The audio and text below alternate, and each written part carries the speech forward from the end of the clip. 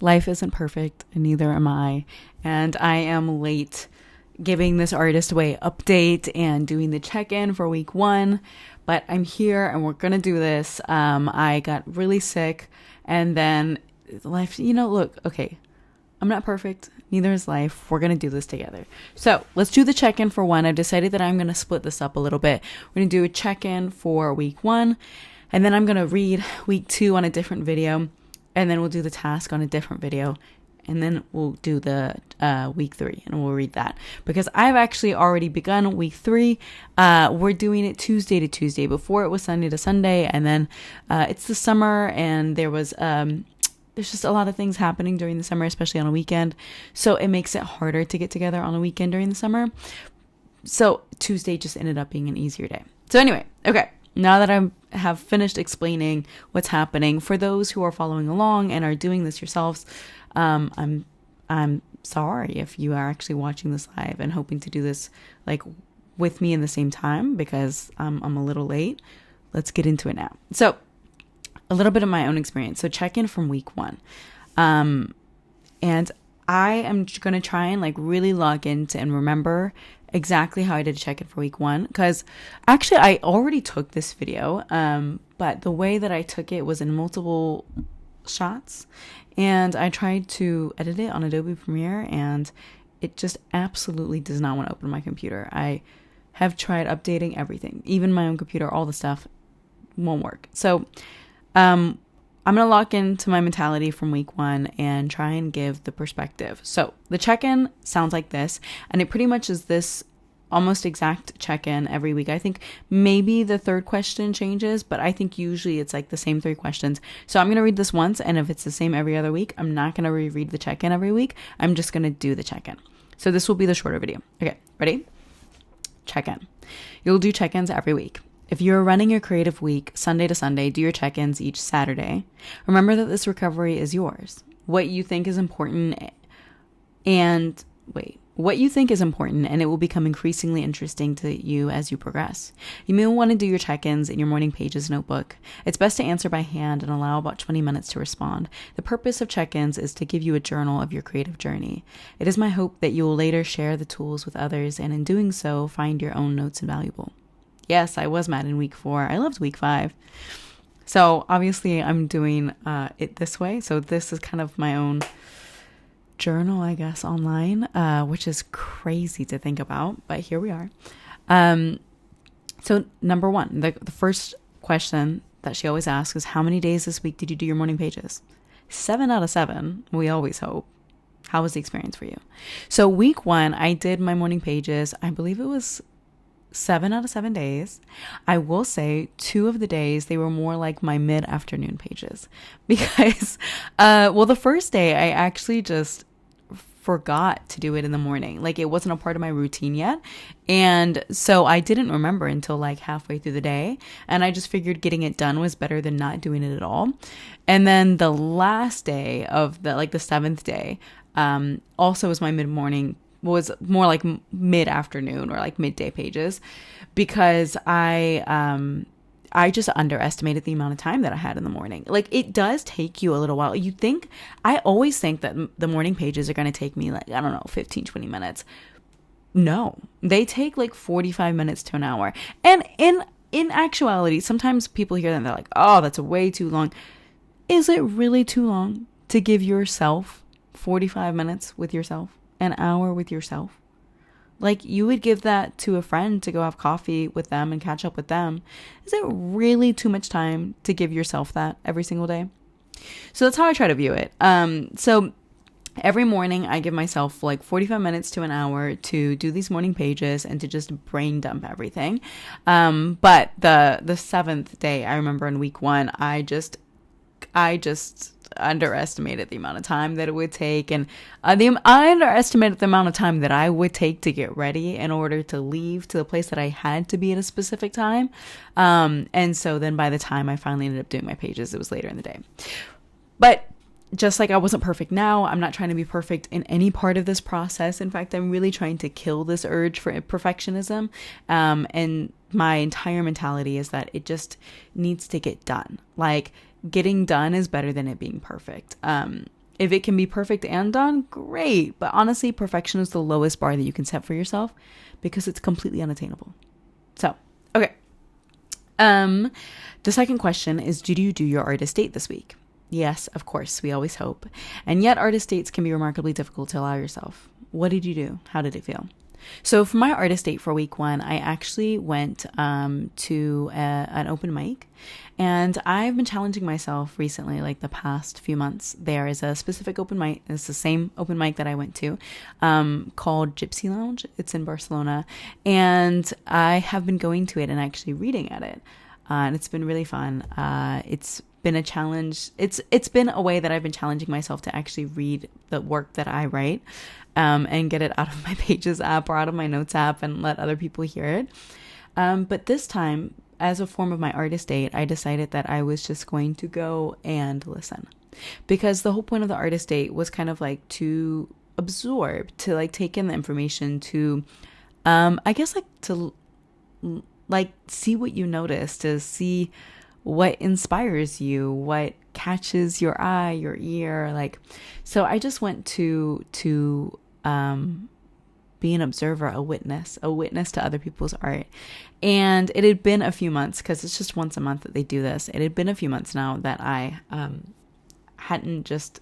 of course I'm witnessing people's art the entire time, but there's always that energy like before or after where you're like, oh my gosh, I'm about to read, and then after, oh my gosh, I just read. So it was nice to kind of like not have the energy at all and to be more present in that way.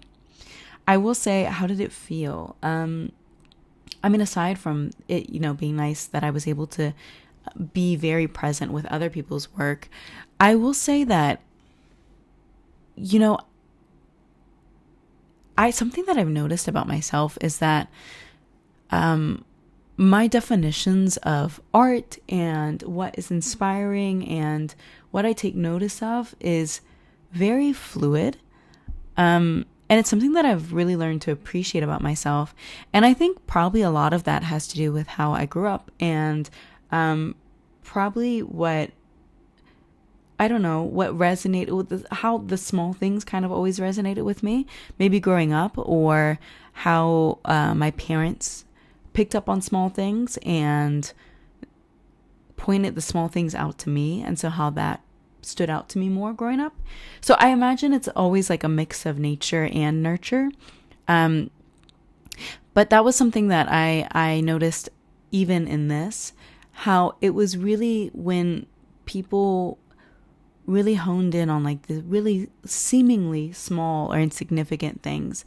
To me, that's where so much of the magic of life happens, the art in everyday life. It usually happens in the moments that we see as mundane.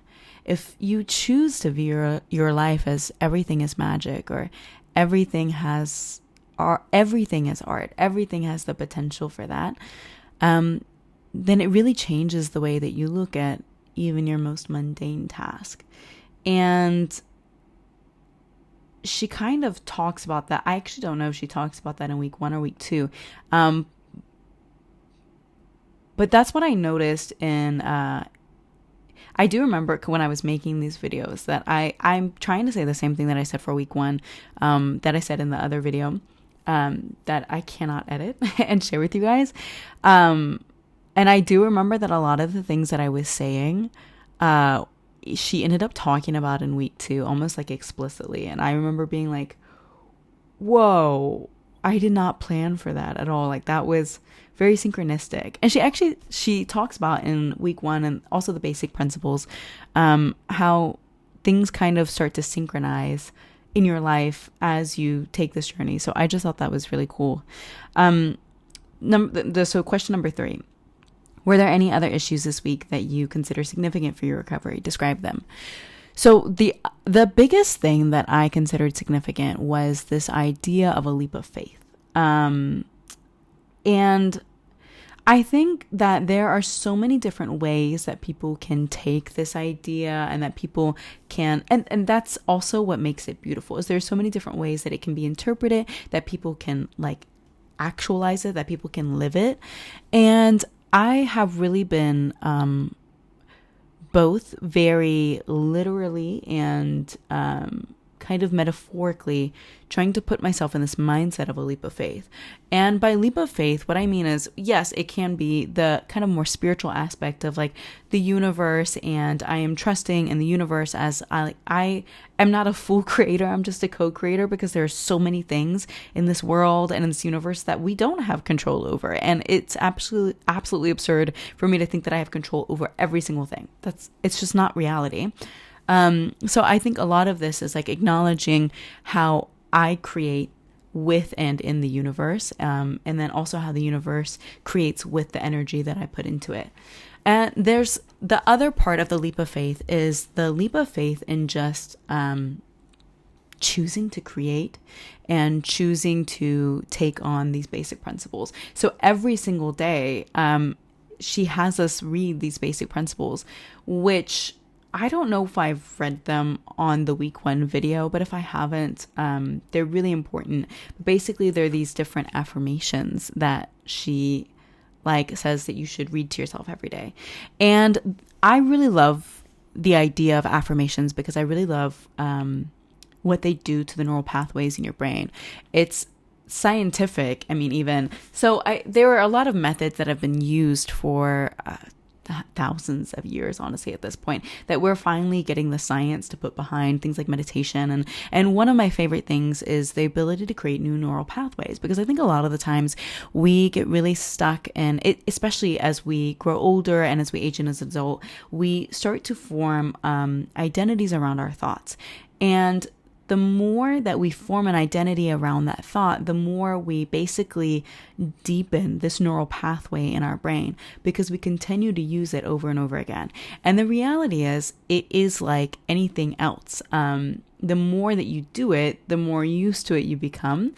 And your brain is always looking for the easiest route. So if your brain is used to using those specific neural pathways and it's not used to using other neural pathways, then it's going to take the easiest energetic route, which is the ones that it already has like really deepened, which sometimes are not always the best for you. Sometimes the original neural pathways that we create for ourselves are they're rooted in depression or doubt or this inner critic, this inner censor that she talks about in week 1. And so by doing these affirmations, we're creating new neural pathways. And then your brain actually doesn't know the difference between what's real and what's fake. So if you're telling yourself this over and over again, your brain says, oh, okay, that must be real. That's also, fun fact, why scary movies or horror movies are so actually scary to us. Like when you're watching them, now, obviously, everyone has their own thresholds. I get it. But it's the reason that it creates that sensation in our brains is because our brains doesn't know to an extent that it's a movie. Like we don't recognize the difference between real and fake, at least the way that it's processed in the brain. There's no like, oh, these are real neural pathways. These are fake neural. No, it's the same ones. So when this is happening, when you're saying these affirmations, you are deepening new neural pathways in your brain. And I just find that to be so fascinating because you can change what previously you thought was maybe unchangeable about yourself. Honestly, a lot of times, I think it's really easy, especially for adults, to think a certain way for such a long period of time. But the reality is we can always change that about ourselves the moment that we decide to focus on something different, because your brain will look to reaffirm whatever it is you already believe. So if I believe that, something is about me is true or not true, then my brain will look for every possible reason to reaffirm that narrative to me. So if I change the narrative in my head, my brain will also look for every possible reason to believe that new narrative until those pathways are so used to being used. Hopefully, they become even more used than the old neural pathways. Practice, practice, practice. Anyway, I've played a lot with this in my life in general, and to do this from a creative level. So back to the leap of faith thing. So to do this from a creative level, I think, anytime you're in the beginning processes of that journey, you feel ridiculous. And she actually talks about this in week 1, like how ridiculous you're going to feel saying these affirmations or calling yourself an artist or calling yourself creative, or even like possibly how ridiculous I feel like taking these videos and putting them on YouTube for who knows to see, maybe like 2 people, maybe 100, maybe it doesn't matter. The point is that the point is not really for what is so amazing about this whole journey is that the whole point of it is for you and how it develops you as an artist. And the leap of faith is trusting, for me at least, this kind of leap of faith that I've been having is trusting that every single thing that I do, every action that I do it's not for naught. Like, it's not for nothing, because it is, 1, deepening those neural pathways, but 2, it is showing myself and proving to myself that I am willing to that I am all the things that I'm saying that I am, that I am willing to act in that way, that I am willing to create, to be, to live in that way in order to reaffirm that reality for myself, to actually change things for myself. And I guess the leap of faith is the faith that it makes an impact in my own life and in my own way of thinking and in my own way of acting and living.